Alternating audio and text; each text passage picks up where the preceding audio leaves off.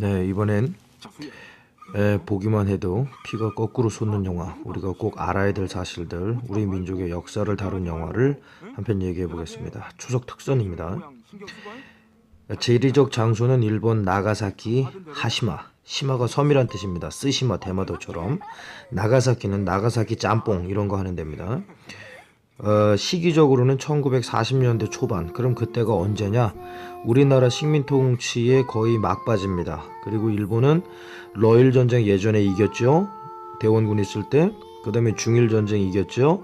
지금 태평양 전쟁을 이번엔 미국하고 붙습니다. 러시아 이기고 중국 이기고 그 다음에 이제 미국하고 태평양 전쟁 붙을 때입니다. 근데 이때 무슨 일이 있었냐? 나가사키 옆에 하시마 섬에 석탄이 발견됩니다. 그 섬이 1800년대에 일본 메이지 유신 이후 산업화해서 미쓰비시라는 일본 기업에 의해서 일본이 굉장히 발전하게 된 계기인데, 일본 사람들이 그 섬에다가 시멘트를 갖다 부어가지고 야구장 크기 2개만한 정도의 섬 크기가 굉장히 큰 섬이 됩니다. 그리고 일본 최초의 아파트를 짓습니다. 극장도 세우고. 그런데 거기 징용자로 대부분 한국민들, 그 다음에 다른 나라 사람들을 데려다가 거기다가 노예로 시킵니다. 대체 왜 이렇게 끔찍한 일을 시켰는지. 독일 사람들이 유대인들 가스실에다 몰아넣고 죽였고, 일본인들이 마루타, 위안부, 구남도에서 노예 같은 거 일본 사람들이 시켰는데, 정말 왜 이렇게까지 하는지 이제 보시면 차차 알겠지만 한국 사람이 여기에 팔려옵니다. 그런데 또 희한한 거는 그 한국 사람을 속이는 건 또 한국 사람이었습니다. 이 장면엔 많이 안 나오겠지만 중간중간 말로 할 텐데, 저 섬에 같이 간 아빠와 딸 황정민이 있습니다. 딸내미 또 있고. 근데 저렇게 어린 딸까지 일본군들은 애누리 가차없이 오로지 다 위안부를 씁니다. 그렇게 일본 사람들이 이 정도까지, 정말 인간의 본성이 어디까지, 이제 소지섭이 깡패였는데 잡혀가는 걸로 나옵니다.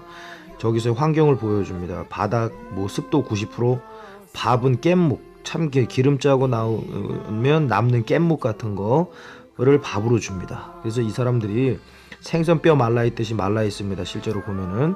그리고 환경은 바닷물 습도 90%에다가 석탄가스 이래서 피부는 다 짓물러서 등창, 욕창 같은 것들이 나서 등, 팔이 다 빵꾸가 나 있습니다. 영화에서는 굉장히 점잖게 표현된 거고, 송중기 피부 뽀얀 거 보십시오. 영화에서는 점잖게 표현된 거고, 그래도 이게 세팅을 6개월씩이나 한 거고 제작비가 220억이나 들여서 한 겁니다. 당시 뭐 송중기 한참 인기 있을 때 그 탄력 받아서 나온 것 같은데, 그래도 유승환 감독이 굉장히 이번에 뜻깊은 일, 좋은 거 잘했습니다. 저 일본 놈들 보십시오. 이제 몇 살 먹지도 않은 여자애들도 싹 다 갖다가 위안부로 쓰는 저 일본 사람들, 왜 저런지 모르겠습니다. 우리가 일본의 민간인은 미워하지 않더라도 일본의 군인과 정치인에 대해서는 똑바른 시각을 잊지 말고 가져야 할 때입니다.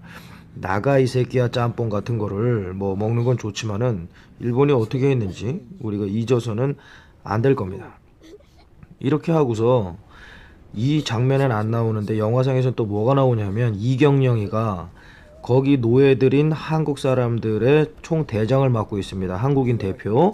그런데 나중에 보면 결정적으로 뭐냐, 일본인들은 한국인에게 봉급도 주고 뭐 여러 가지 처우를 해준 걸로 하지만, 결국에 보면 일본 자체도 그걸 주고 싶은 생각이 없었고, 그리고 그거를 한국인들을 속이는 역할로 했던 게 한국인 대표입니다.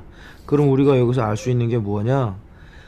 우리를 가장 많이 속이는 건 우리의 대표라는 겁니다. 제발 지금은 그렇지 않기를 좀 바라고. 우리 초대 대통령 2번이나 탄핵됐던 이승만 대통령, 독립정부에서도 대통령하다 탄핵됐고, 광복이후 대통령 하다가도 또 탄핵됐고, 그 사람도 전쟁 났을 때 제일 먼저 도망가 놓고 서울은 안전합니다 해놓고 다리 폭파하고 대구쯤 가서 방송을 했습니다. 국민 속이는 방송. 그리고 6.25 전쟁사 보게 되면 한국군의 장군들의 상당수가 이미 헬기로 현장을 뜹니다. 그리고 병사들은 거기서 굉장히 많이 죽습니다. 우리가 이렇게 하면 안 되는데, 이런 역사 숨기지 말고 들춰내서 배워서 반성해야 됩니다. 밥도 저런 거 주는데, 한국 사람들 정말 그 식민지 되는 바람에 일본인 메이지 유신으로 산업화가 먼저 됐고, 우리나라는 흥선이 쇠국했고, 그 대가인지, 뭐 임진왜란 때도 그랬지만 사실 우리나라 양반들도 백성을 굉장히 가름 주고 한 거는 사실입니다. 임진왜란 때도 나라님 쪽으로 쳐들어간 것은 일본군보다 한국군이 많다, 한국 백성이 많다라는 말이 있을 정도니까 여기서 황정민한테 열쇠를 만들어 달라 그럽니다. 정보를 확실하게 얻기 위해서.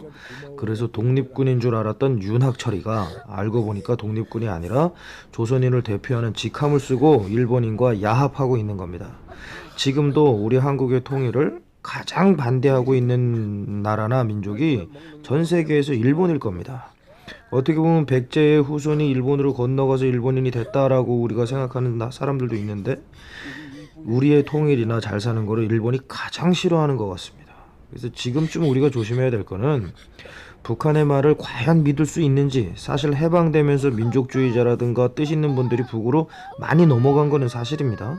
남한에는 이제 중도적이었거나 약간 이제 그런 쪽이 좀 많이 남아 있었던 것도 사실이고, 그래서 북한의 말이 과연 사실인가? 거기는 이제 소비에트하고 중화인민공화국의 영향을 받았으니까. 그리고 남쪽에서는 일본의 영향 잔재가 우리가 정리가 하나도 안 됐기 때문에, 프랑스는 뭐 굉장히 다 처벌을 해서 정리를 했는데 우리는 정리가 안 됐기 때문에 일본에 남아있는 세력들, 그 도련님들이 그대로 지금 정치하죠. 그 다음에 북한에 선동되는 세력들, 이 두 세력이 굉장히 심하죠. 지금 그 두 세력의 정치인데 국민들은 그 사이에서 지금도 잘 봐야 됩니다.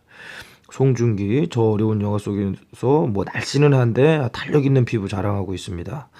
결론은 어떻게 되냐면 저렇게 저때쯤 1943년쯤 되는데 일본이 이미 오키나와를 점령하게 됩니다. 그리고 끝까지 일본은 잔인하고 비참한 짓을 합니다. 이 하시마 섬에서 군함도 지옥도에서 한국인이 탈출을 한다 그래도 그 뭐 도착할 수 없는 그 바다를 기적적으로 건넜다고 하더라도 도로 나가사키 섬인 겁니다. 그러니까 그렇게 해서 만약에 혹 만에 하나 백에 하나 뭐 있었던 모양인데 성공을 하더라도 거꾸로 매달아 놓고 코에 석탄물을 붓거나 때려서 죽였답니다. 일본 사람들이, 하긴 우리나라도 그 베트남 갔을 때 우리나라 군인들이 전쟁 시에 했던 행동들, 라이따이한도 지금 많고 한데 그건 다음에 기회가 있으면 또 제가 자세히 알기 때문에 또 알려드리겠는데, 우리나라 군도 상당히 못지 않았지만 일본 사람들 마루타, 지금 위안부 군함도 사람들이 정말 인간으로서 할 수 없는 이런 탈을 쓰고 굉장히 어마어마한 짓을 했습니다. 결론은 결국 이 사람들이 나중엔 탈출 못하고 어디로 보내지냐 하면 1945년 8월 3일 원폭 이후에 원폭의 시체 처리 수습반으로 또 우리 한국인들이 그대로 보내집니다. 그래서 방사능 피폭으로 대부분 사망하고 부작용을 겪습니다. 살아남은 분이 몇 분 남아서 그나마 고증돼서 만든 영화입니다. 기억합시다. 좋은 내용의 영화였습니다.